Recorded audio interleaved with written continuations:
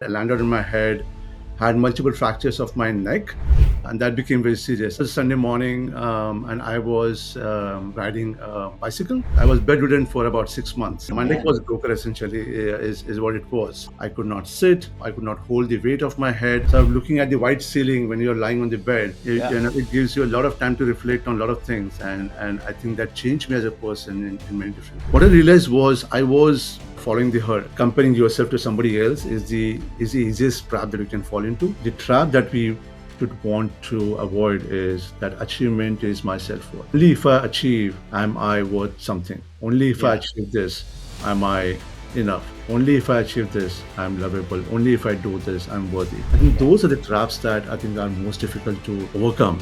And the simplest of sort of definitions that I've had, or a formula that I've had for myself, is my self-worth is always more than my achievements, and my achievements are always more than my abilities. And reflecting on that, I think just some acceptance along the way was what brought me peace. If you are successful, but if people around you are not happy, it's unlikely that you will be happy despite how successful you think you are from a conventional sense. I read a definition of success a few months back, which sort of stayed with me, and I'm trying to make it my own, which is success to me is.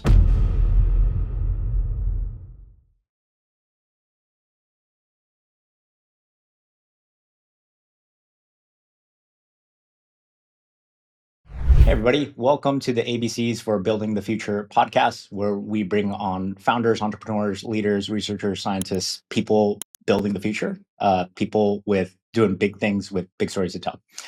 We just so happen to have one of my friends, Rahul, here, who has been a distinguished leader at many different companies, including Amazon, and now in his role at Kohl's.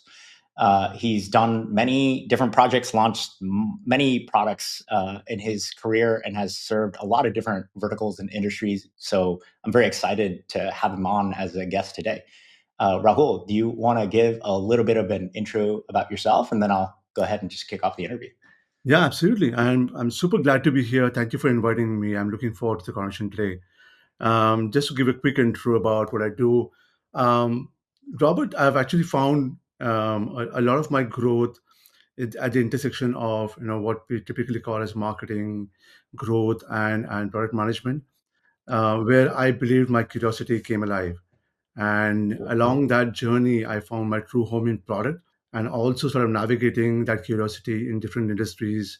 Like you said, retail, for example, for a lot of the last 10 years.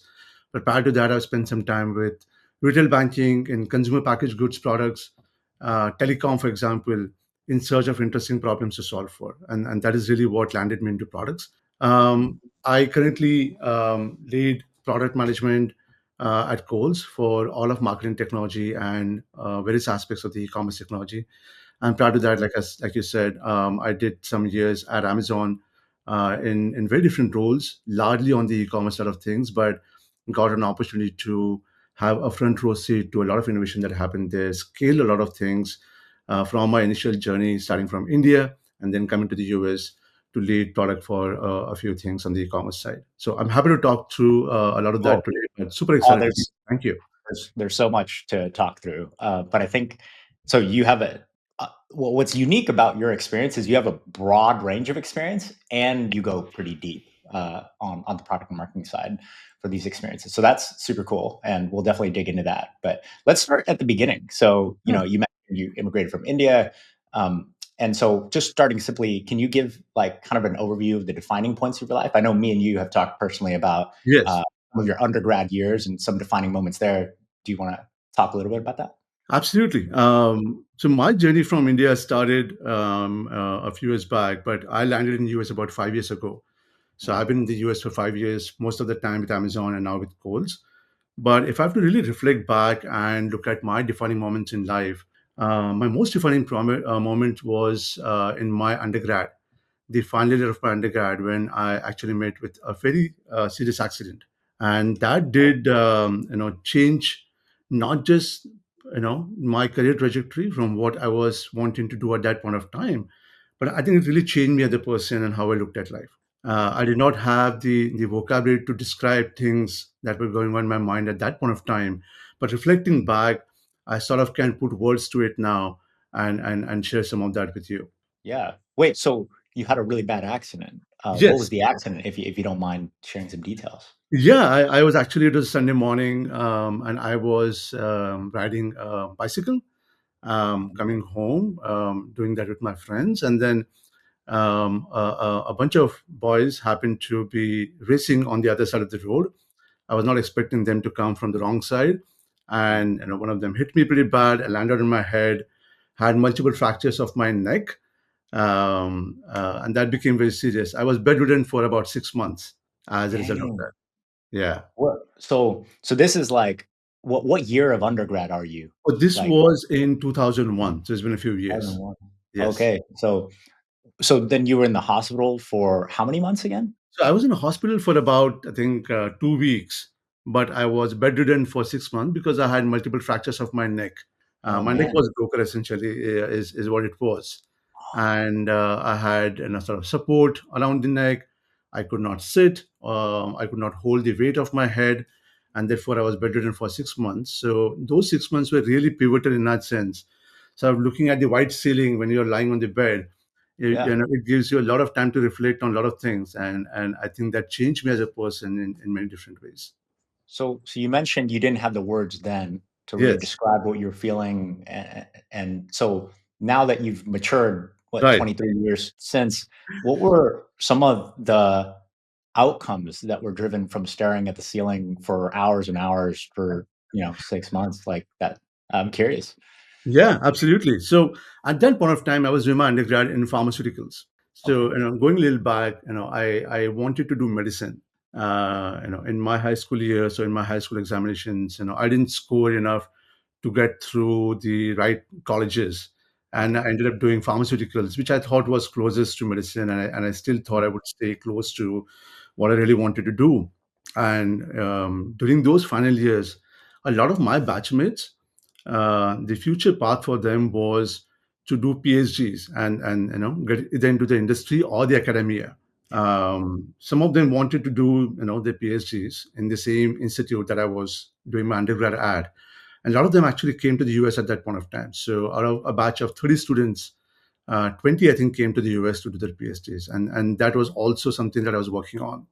Mm, But what I realized then, like I said, looking at the ceiling and staring at that, and trying to reflect back on what I wanted to do or not, what I realized was I was, following the herd. That is not truly what I wanted to do. yeah. And just because you see a lot of people around you doing something, talking about it, and that was the conversation at that point of time, um, I also did not have too much of exposure to really determine for myself what I wanted to do then. So the easiest thing for me to do then was to just follow the herd. If most of the batchmates or friends are doing X, that seems like a great thing. Let me go do that. So my realization essentially was that one was, I think, Mm, acceptance that what happened was not in my control, right? yeah. And therefore feeling either resentment or anger about it Yeah. was something that I was trying to overcome. Because the first thing for me was, okay, why did I land in this place? Because now I've lost 6 months of my undergrad final. Mm, I can't do the things that my batchmates are doing. This is going to make me fall behind, etc. And all of the thoughts around that. And the mm, initial phases was just about how am I going to survive this, and a lot of just frustration, anger because of that. And the situation itself sort of binds you, makes you helpless. And reflecting on that, I think just some acceptance along the way was what brought me peace. So the initial part of my sort of reflection was around just acceptance, that this is not something that I could have done anything about, and just accepting the reality and then trying to work from here on was really the first step in that sense of that process. The second was like this relation that I told you about, which is, I realized I was following the herd, mm, and that is not necessarily what I wanted to do, and therefore also accepting that I'm not going to follow this path, the path that I was working on for the last maybe 3 years of my 4 year undergrad until then, that I'm going to not do this and then go figure out something else, was the second realization, I think. The third, I think, was a relation that your friends and your family matters the most, mm, right? The way that my friends stood behind me, helped me navigate through the challenging times, the way that my family stood behind me, and supported me along the process, not just overcoming the health concerns and the medical condition that I was in, but also supporting me in the decisions that I was able to take as a result of that pivot in my own mind. I think those were sort of most important relations, and understanding the value of that, and then sort of a collection of that then gave me the necessary, I think, resilience or the grit to say, okay, now I'm going to go figure out something else, and then carry on a journey from here on. I think collectively all of these were the factors behind that, and then that led me to sort of choosing a different path, and then like I said, working in different industries and figuring my way out. But that journey, I think the aspect that made the journey most enjoyable in the process was this experience and knowing that irrespective of what I do and what path I take, um, I have people behind me, I have people supporting me along the way, and also the relation that and the path really doesn't matter as much as what you're trying to do along the way, and enjoying every aspect of it is what really makes success about. So those were some of the relations that happened along the way, like I said. So reflecting back, it's easy for me to put words to it, Yeah. but those were the thinking and the thoughts going on in my mind at that point of time. Dang. Thank you for sharing. And sharing in such detail your reflections of such a hard time. I can't even imagine, like, young Rahul, full of life, has a direction, and then boom, it's just kind of taken from you. And then to have the emotional maturity to like sit there staring at the ceiling and then come to some positive outcomes and maturity of thinking. Like that's that's quite interesting. I wanted to double click into a few parts. So Mhm. let's start with following the herd. I think this is something that the podcast audience would love to hear. And Mhm. also, I've had this myself. So like I'm from Asian immigrant background, like Vietnamese family, and so my Right. parents were like, be a doctor or be an engineer. Like that's it. And so I did chemical engineering in college, and then Mhm. eventually I went to software because I realized that I don't really want to do this. And so I had my own experiences kind of following the herd and realizing like it wasn't true to me. It sounds like you were like you like had this forceful event that made you come to a reckoning with that. It did. So how do you take what you learned then, and how did that actuate into next steps after? Like after the 6 months, and you spent all that time staring at the ceiling, understanding, oh wait, this isn't really what I want. So Right. then, how did you come to understand what you really wanted, and how did you actuate that afterwards? I'm curious. Yeah. So in the initial sort of phases, I tried to reflect back a little bit of what I enjoyed in the process. So, for example, my father used to work in a finance company in India, and as a kid, I used to go to his office sometimes, and I did sort of enjoy those experiences of being in that environment. I wanted to recreate that in my life, or Okay. at least the initial parts of it. Yeah. So that is what sort of helped me understand. Okay, this is a path I want to take, and then figuring out what will get me there. The second is, I think, two things. One is I used to, as a kid, do fairly well in academics in school, and in the Asian cultures, it's like you said, you either become a doctor or an engineer, and those are the Yeah. two paths to take, and sort of figure things out from there. But what also happened in the process with me was I got labeled as somebody who was intelligent, right? So when you do well in studies in school, your parents, your teachers, people that they start labeling you in a certain way. What I realized at much later stages, and I think in this reflection and slightly later, making a lot of mistakes along the way, was those labels were actually my limiting beliefs. They were actually holding me back, right? Okay. Wait, So I'll say give you more an about example. that. I'm curious. Yeah. So for example, the way the label worked for me was, okay, I'm smart, I'm intelligent, which means I can't make mistakes, Mm, I see. right? Yeah. So Yeah. if I can't make mistakes, I will choose something where I will not make mistakes, or I will not take enough risk. So the initial part of this pivot and my sort of reflection was just overcoming some of that to saying I'm going to follow my curiosity, not hold myself with these labels, and which is why I said, and curiosity has been my guiding light all through my career journey.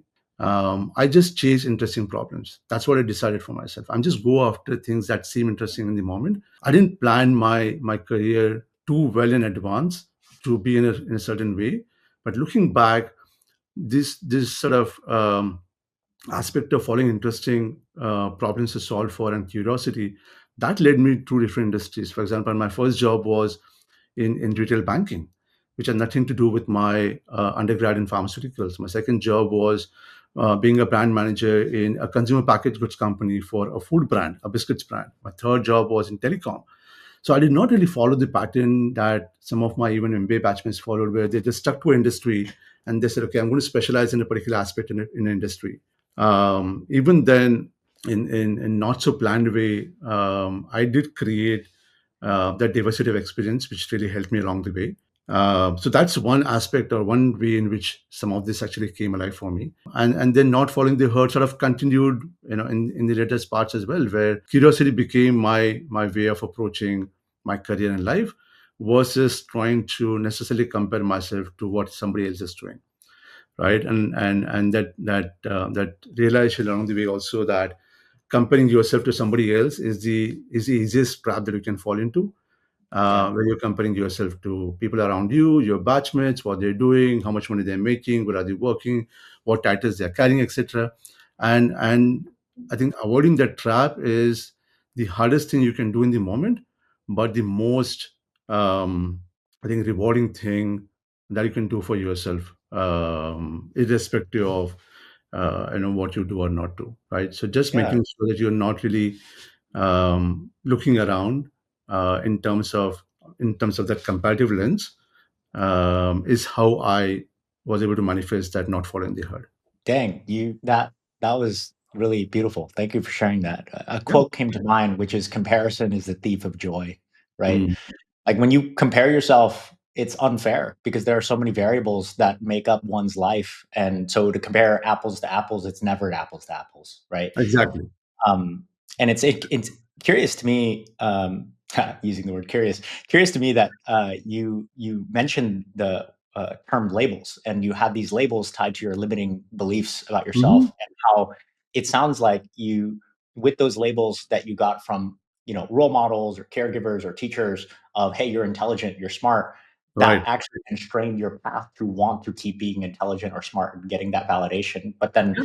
actually that constrained your overall desire, which is curiosity to solve interesting problems, right?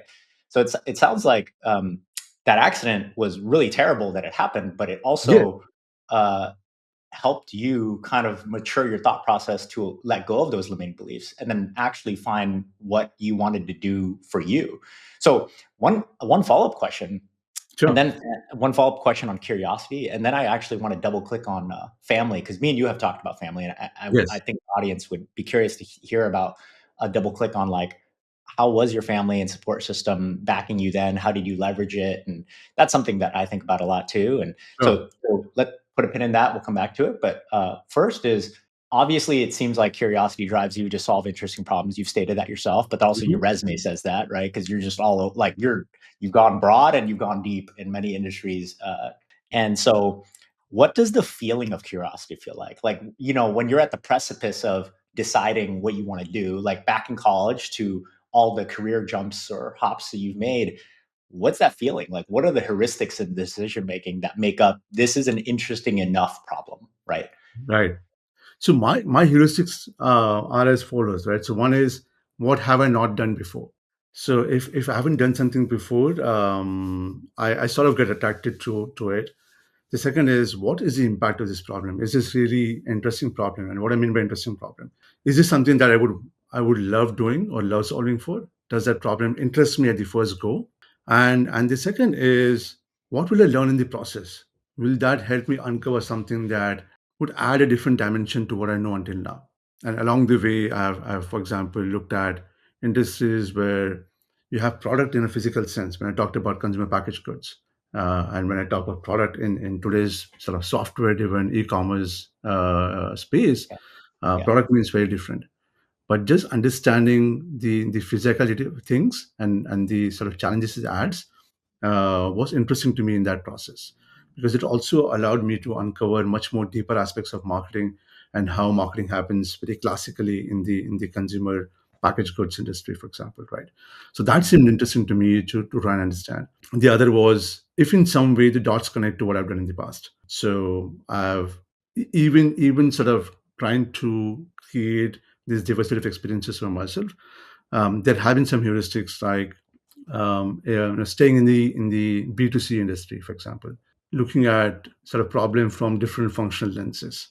Mm. So whether they be marketing lens or a business lens from purely P&L perspective or P&L management perspective, or looking at from a product perspective. So just looking at the same problem sometimes through different functions was also something that seemed really interesting to me. Very cool. So it sounds like the undercurrent there is, can I learn something? Is there Mhm. impact? Will I grow?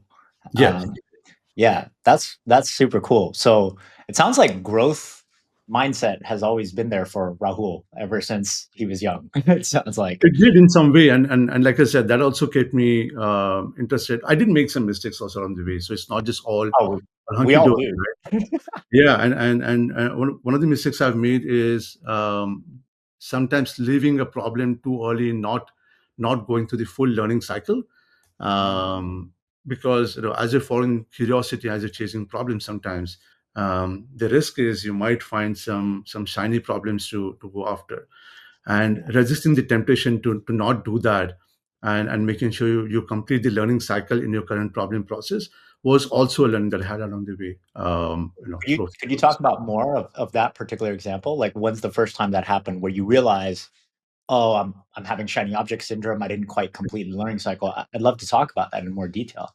Yeah, sure. Oh, absolutely. And it sort of did not happen in one instance. I made a couple of mistakes along the way where I, for example, changed roles or changed jobs, very early into the process. So, so for example, right, and if I have to give an analogy, think of yourself and your task as, okay, my problem is I got to run 100 meters. Okay, great. Today I'm not able to do that. And if I'm able to do that, I've solved the problem, Mm. and now it's easier to sort of move to the next problem to solve for. But the challenge is, are there different dimensions of the problem that you have uncovered? So, for example, in this analogy, right, I was able to run now 100 meters, say, in 12 seconds. Can I do that in 10 seconds? Because the shrinkage of time will add a very different complexity to the same problem.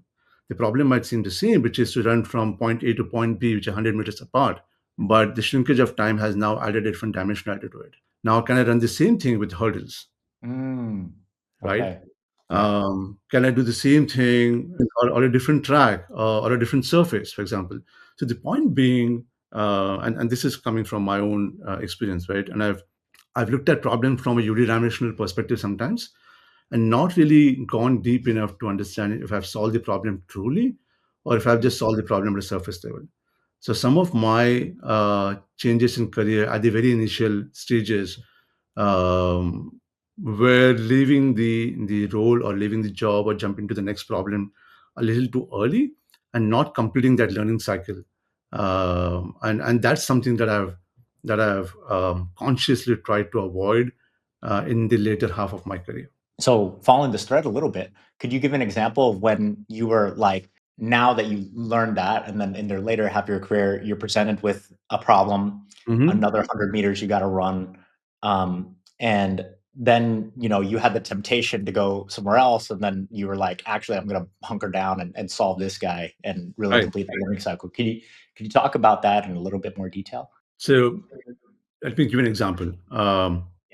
One of my experience was working in a consumer packaged goods company, like I said, and the initial problem there was to grow sales and to grow the net margin. The product was in a category of gifting, which was essentially, you know, putting together a gift pack around festival occasions, products that you generally sold otherwise as well, but now you're trying to package them in a gift sort of packaging and present them as something you could give to your loved ones during festive occasions. So this was a biscuit company essentially, and then we're putting a lot of biscuits and cookies into a gift pack around some of the largest festival locations in India. So doing that, doing some of the initial work, one was able to get, I was able to get some growth in the sales.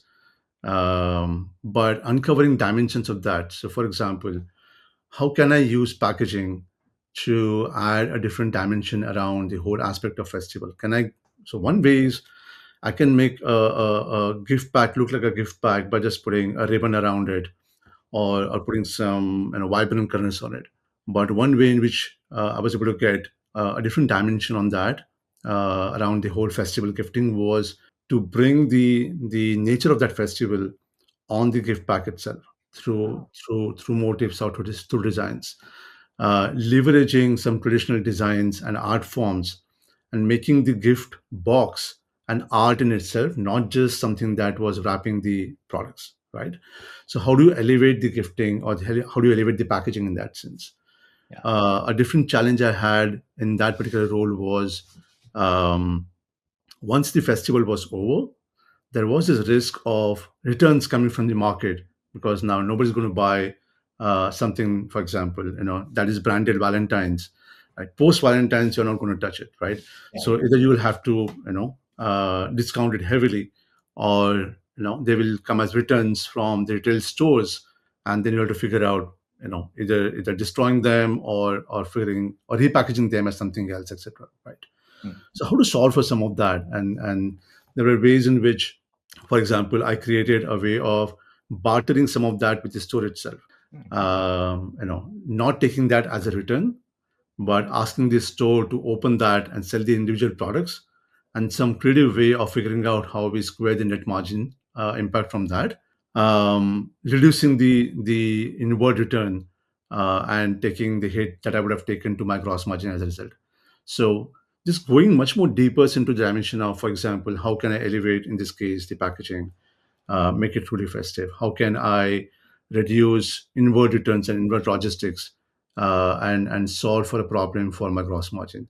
So just looking at various ways you can solve the entire problem, going Mm, into depths of individual aspects of it, and not just trying to solve it at the surface level, was one learning that I had from that experience, which I yeah. then was able to apply to some of my other sort of experiences as well.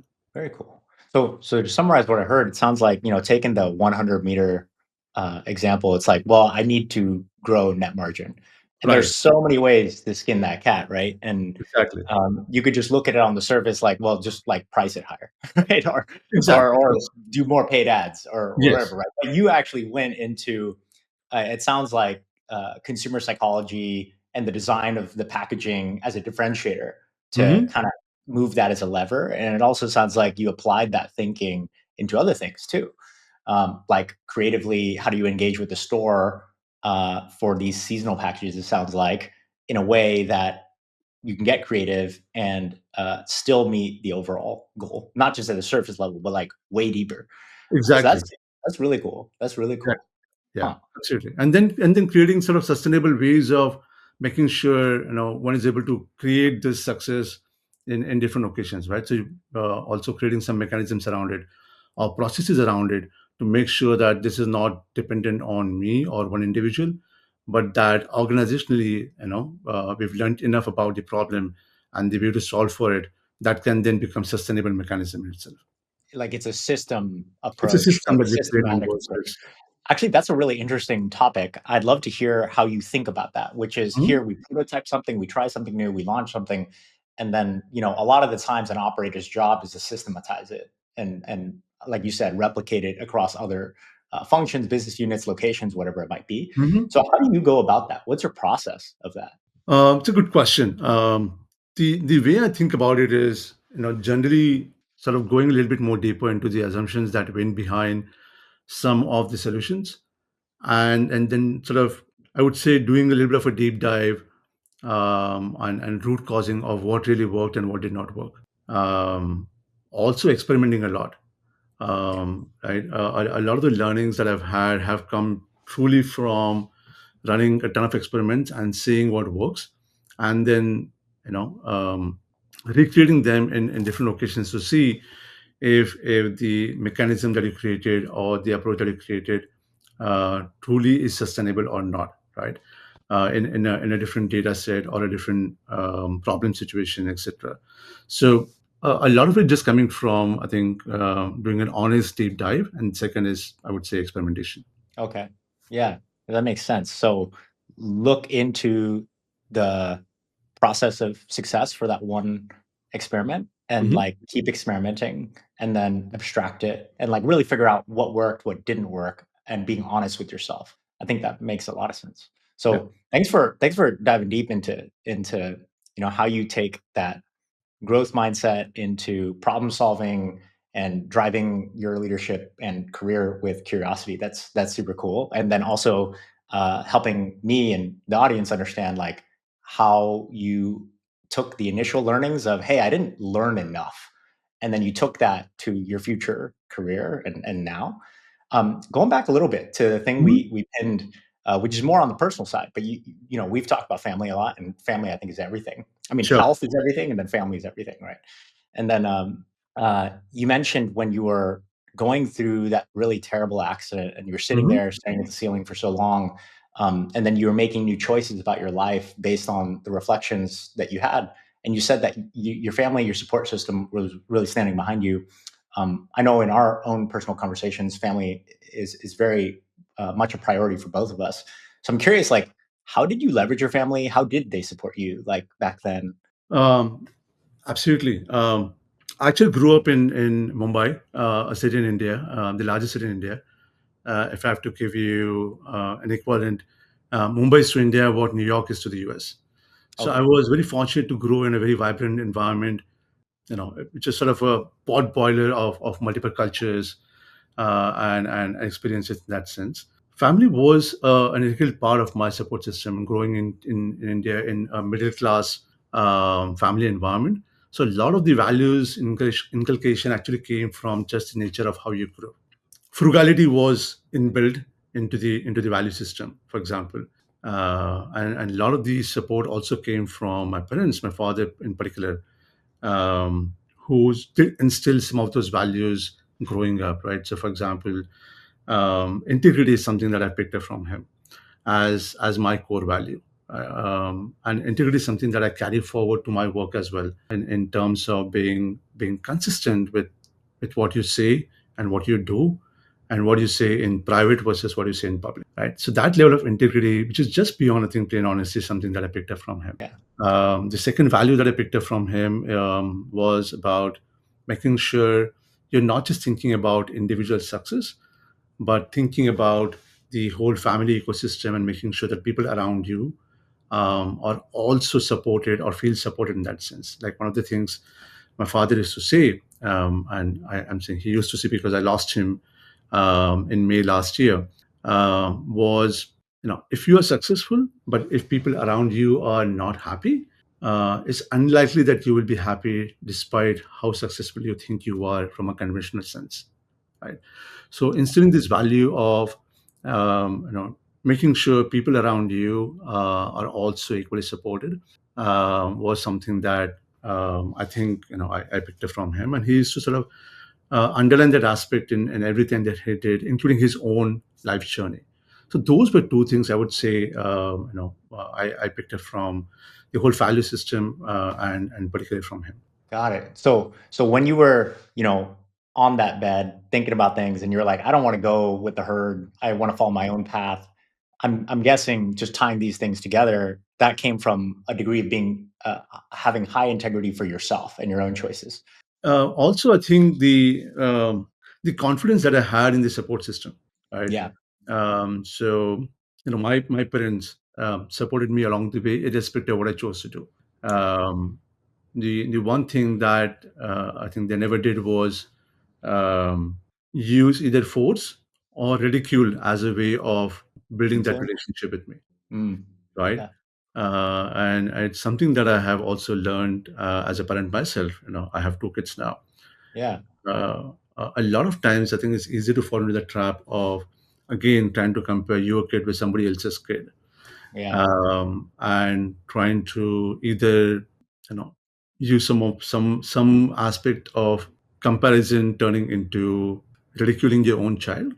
Hmm. Hmm. I've seen that happen with people around me, and I've seen the impact of that on their own lives and how they have made their own choices. But Yeah. the comfort that I had in my own support system, which is even if I tell my parents today that I'm not going to do something that I've told them that I'm going to do for the last 3 years, and I'm going to tell them I do not know what I'm going to do tomorrow. I'm going to figure things out. Just the confidence in that support, saying I'm still going to feel loved, I'm still going to feel supported. I Yeah. think it's extremely important, and I would not have been able to make some of those choices if I did not see that comfort. And I Yeah. think that's something that I'm carrying in my sort of parenting as well, which is irrespective of my what my kid does, my kid should always feel supported Yeah. to make their own choices. I think that's the thing that we can do to each other as support, and I think that it also carries on to what you do as a leader with your own team and in different aspects. I think journey, everybody will have their own set of mistakes and everybody will have their own set of learnings, Mhm. but those are not something that you will use as a way to either judge or create self-worth around. Now, whether it's self-worth for yourself or it is self-worth for somebody else. Yeah. I think those are things that I've really learned and picked up from those experiences. Got it. Okay. That's really helpful to understand. Thank you for sharing. And then also my condolences for losing your father. Thank you. It sounds like he had a huge impact on you with providing that space of unconditional love of, hey, you Hmm. can go mess up and you could decide new things and we're still going to be here for you. And it Absolutely. also sounds like he impacted you and influenced you in your own leadership and with your own kids leading at home and at work. Towards different you mentioned this term which is interesting, conventional success versus Hmm. like what is real success, and you kind of talked about these two words, success and happiness. And then I was thinking like it seemed like he taught you that collective success is much more important than individual success. Yep. And then success, like just the differences of conventional success versus like your own definition. So my next question is, I guess before moving into success, do you want to give a few words just to honor your dad? Because I know he's really important to you, and I reflected back some of the things that it sounds like he instilled in you. I don't know if there's other things that you want to bring up too, but definitely want to just make time to make space for that. Absolutely. I would just say I'm truly thankful for everything he did for me. Not just the emotional support and the support as a parent, but he was my best friend, and I used to speak with him almost every day when he was there. And that's something that I miss today, which is not having the ability to talk to somebody like him and share with him what I'm going through. Even if we speak for sort of a few minutes, that's something that we always used to do. So I do miss some of that, Yeah. but I do also carry some of the learnings and the values that he instilled. I think in some ways he stays within me through those values. Yeah, yeah, that's something I've learned about loss is if you carry on, their values, their influence into your life, then they still live on, right? Exactly. So that's really beautiful. Thank you for sharing, Rahul. Absolutely. Thank you. Um, so let's talk a little bit about success versus happiness, and then um, conventional success versus you know personalized success. Let's call it. Like, what are your thoughts on that? Because there's obviously the keeping up with the Joneses capitalism level of Right. success, which is like, oh, I buy a better car, buy a better house, whatever. But um, I'm curious to hear what your own measure of success is and how you think about those terms. And I've gone through the same traps, early in my career where I have, linked success to. I think the initial part of success was just to be known for something, Yeah, right? And a lot of the definitions for success came from that. What am I known for? What am I recognized for? A lot of the other parts of success also came from collecting labels, I would say, right? I'm working at X place, I'm doing Y, my title is Z, etc. And I've made the same sort of mistakes that all of us tend to make along the way, defining success, I think, mostly as either a set of achievements in the conventional sense, or individually looking at it as performance. It's easy to, I think, fall into that trap because it's what you see everybody else do.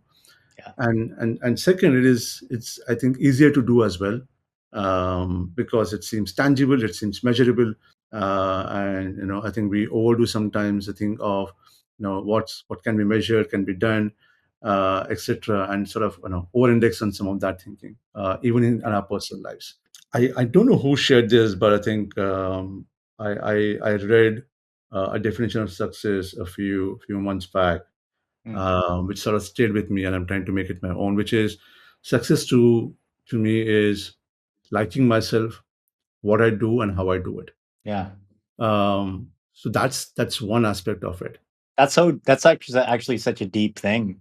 Liking oneself, like I'd extend that to self-love as a Yes. concept. Self-love is two words tied together, but it's actually everything in life. That's what I found. Um, so I'm kind of curious, like, how do you?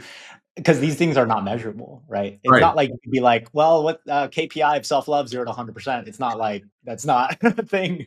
So um, I'm curious as your thoughts on that. If you could say more about liking yourself and what you do. Your achievements are just that. They're achievements in the moment. They're achievements for a very limited set of goals, and what seems important in the moment. um, but attaching more importance to them than what they are for, and extending that to the self-worth or self-love, I think Yeah, where most of the feelings come from, or at least have come from me. So for example, my achievements should always be more than my abilities, right? And that lift or the differentiation will come from a lot of things. It'll come from my own perspective. It'll come from my work ethic. It will come from things that I do to improve my productivity. It will come from things that I do to improve my health. And for all of those reasons, that's where I think the fun of human achievement lies. That you are trying to achieve something more than your abilities. Those are the stories that we tend to celebrate. And that's where, including in movies and real life, like underdog stories are so interesting because they are stories where achievement is much more than the ability. But I think the trap that we should want to avoid is that achievement is my self-worth. yeah, Only if I achieve am I worth something. Only if I yeah, achieve this, am I enough. Only if I achieve this, I'm lovable. Only if I do this, I'm worthy. I think yeah. those are the traps that I think are most difficult to sort of overcome. And the simplest of sort of definitions that I've had, or a formula that I've had for myself, is my self-worth is always more than my achievements, and my achievements are always more than my abilities. And I don't link one to the other.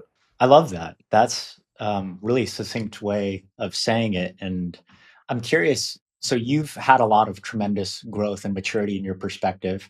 You also mentioned that you've, had fallen into traps before. I think we all do. We live in capitalism. Like it's hard Yes. not to. What's your advice for somebody listening to this and they might be stuck labeling themselves as like, oh, Mhm. I'm only as good as my success or my achievements. I'm only worthy of love because of this and that. What would your advice to those people? I don't know about advice, but here is a perspective I'll share, right? Yeah.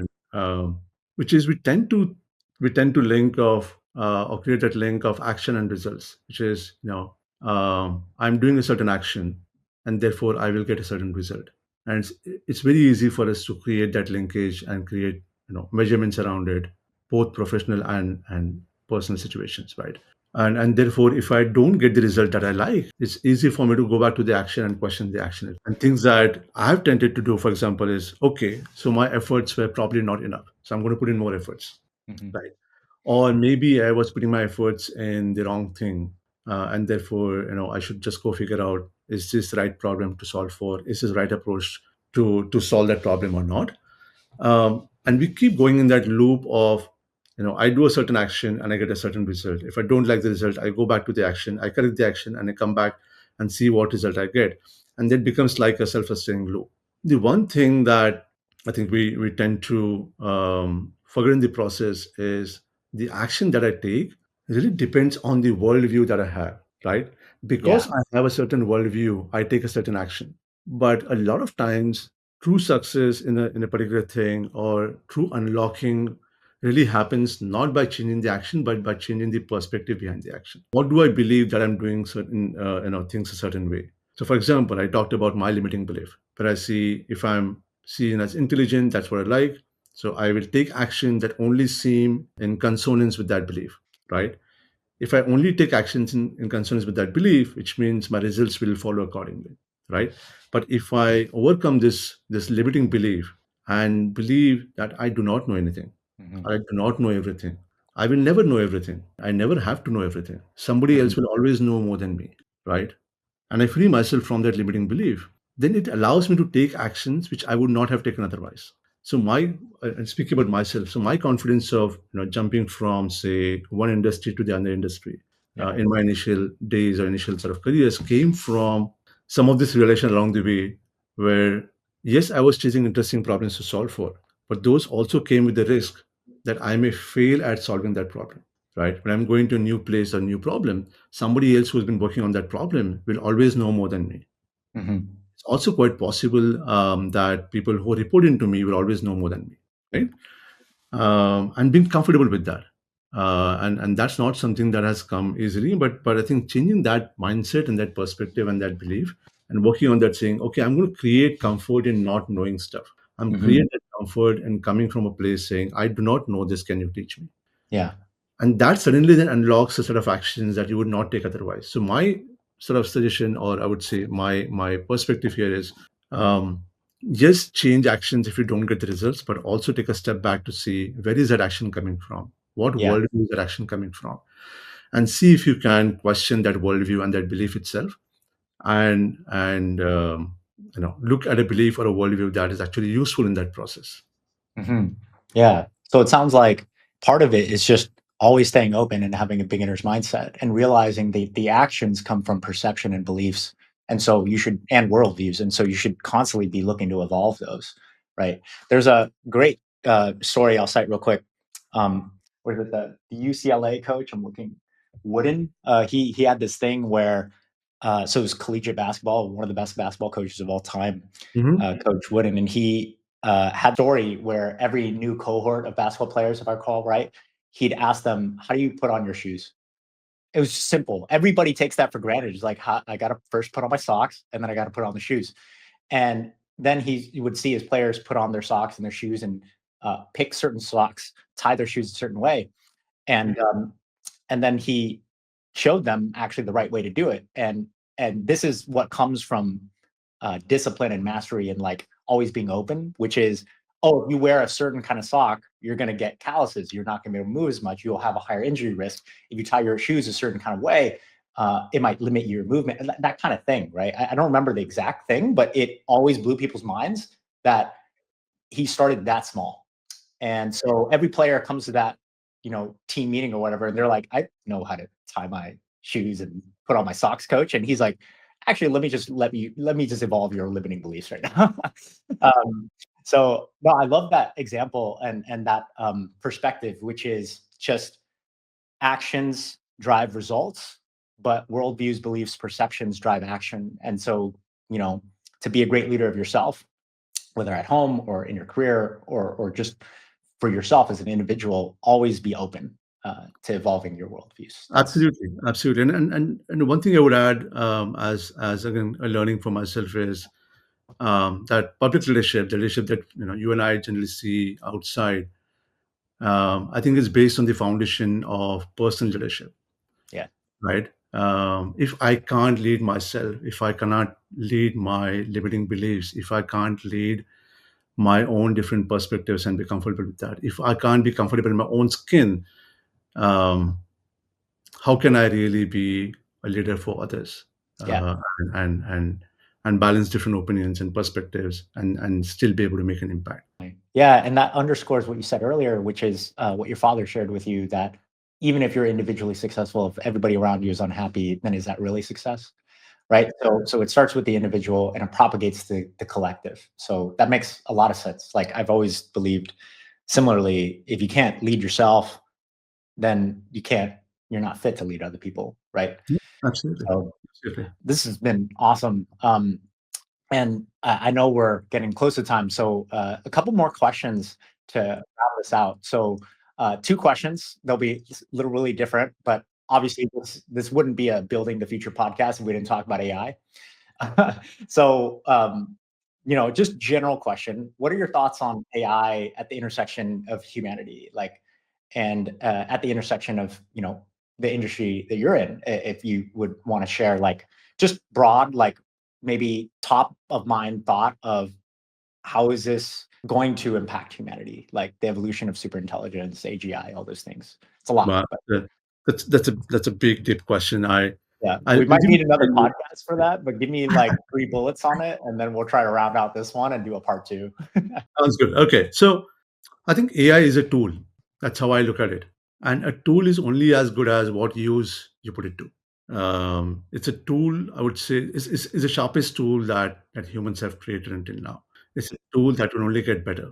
Um, but it's also a tool that I think will help us solve for some of the most challenging, some of the most complex problems that we have faced or we will face. So, what use we put as humans and individuals, those capabilities of leveraging data or just the sheer computational power, for example, right? No humankind can match any of those, right? Just the storage of data or the retrieval of data and being able to connect the dots and being able to find the patterns, see patterns where they don't exist, and sometimes that can also be dangerous, right? But how we use some of that, I think, is going to be the more defining moment than just the developments around AI. So what use to be put to us, those capabilities do.